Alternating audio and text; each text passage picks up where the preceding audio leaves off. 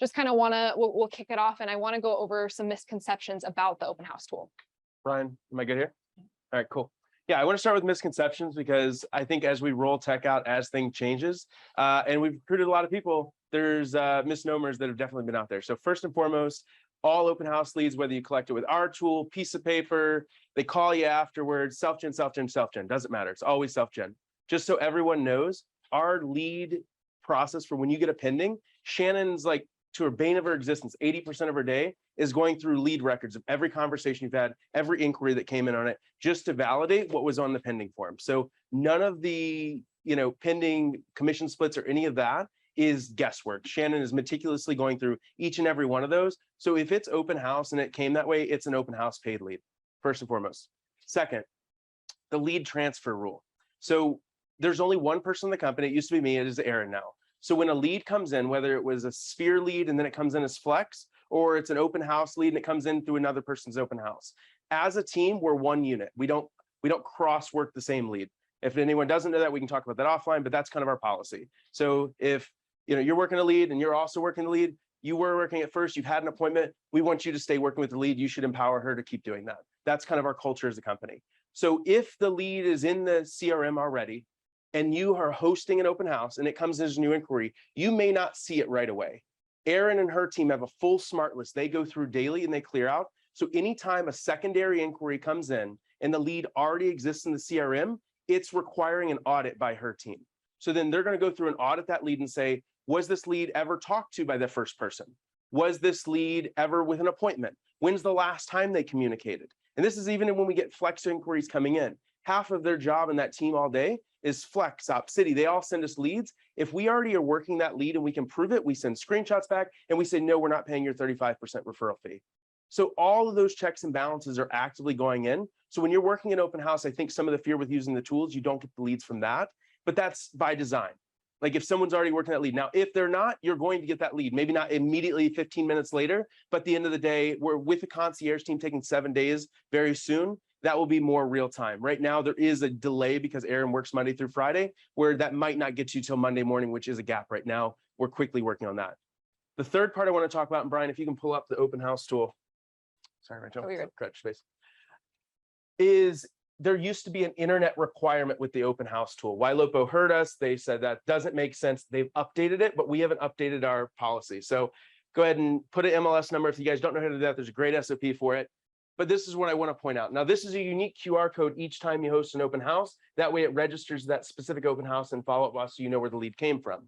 But if you're in Hakumba and have no internet and there's no Wi-Fi at the house, who cares?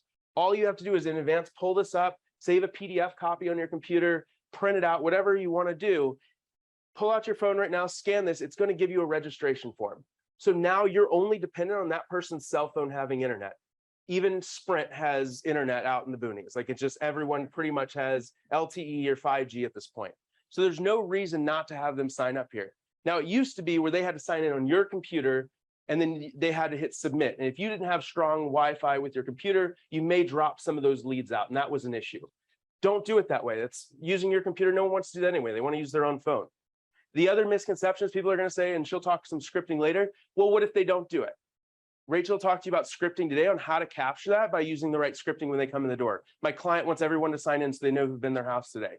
Now, some people may put in there and just pretend and not hit submit. You don't want them anyway. You can't force people to capture their info and want to work with you. They're just going to write poopy butt on their first name and last name on the written form too. And 123@gmail.com. If people aren't going to give you their contact info, they're not going to give it to you. But what we're going to show you today, and I'll show you in the backside of this, some of the technical advantages of using the tool and stuff you don't even have to do in the back end. A lot of our legacy team, like Louie and Jeremy and Mike, who've been here for a while, they used to have to manually do all the stuff I'm going to show you in the back end. Matt's another one. And we used to, as leadership, go, hey, did you add them to the Boomtown? Did you add? And we're yelling at people constantly about something that's now automated. We did that for a reason. So I'll show you guys that in a few minutes once Rachel's done. So any other misconceptions I didn't touch there is why you guys don't think the open house tool is valuable for you right now, or limits within it. At home too. Is there a way? Oh, yeah. And I just think agents are asking or thinking this.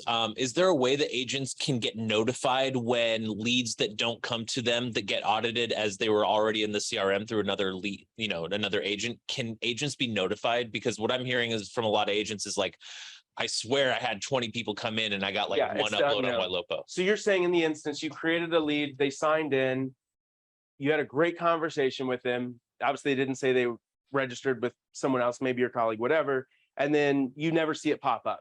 So if you got an email saying, hey, this lead already existed in the CRM, please wait for this. Yeah, we could probably evaluate that. I'd figure out what the trigger to automate it out is. But yeah, I'll work on that. Can I confirm, is that like a major question that you guys are having when they don't show up? Okay.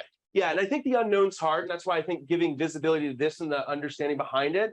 And I'm happy. I don't want to waste everyone's time going super in the weed on Aaron's process, but maybe on a huddle, it'd be valuable to show like there's a very meticulous duplicate inquiry. It's 100% to the point it catches everything. Even if you already have a lead in your name, let's say it's Jen's lead, it's a Zillow lead. If they come back in through another Zillow registry, it still adds duplicate leads. So a lot of her job is going through people's leads that are still theirs. We just want to make sure every re-inquiry, we're auditing it and making sure it's going to the right person. So it's such a meticulous process. I think if you guys were able to see that, to your point, Nick, I think it would build a little bit more trust in that it's not going to be missed. But I think also in the back end, getting that notification could help. It's less trusted than more like, I was just gonna say, it's less trust. It's more just like, does this program work? Yeah. Is it actually getting sent? I'm not sure if it's even submitting.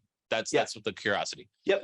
Can I add a little something about this? The White, when I use it religiously, but it will automatic, like you'll get a FUB immediately if it's not a duplicate that it's in there. I had this instance where I was questioning it. So I went to enter it into FUB myself, and then it will tell you if it's a duplicate. So if you have any time to like do like your own beta test, you could try to enter it and it will let you know that it's a duplicate.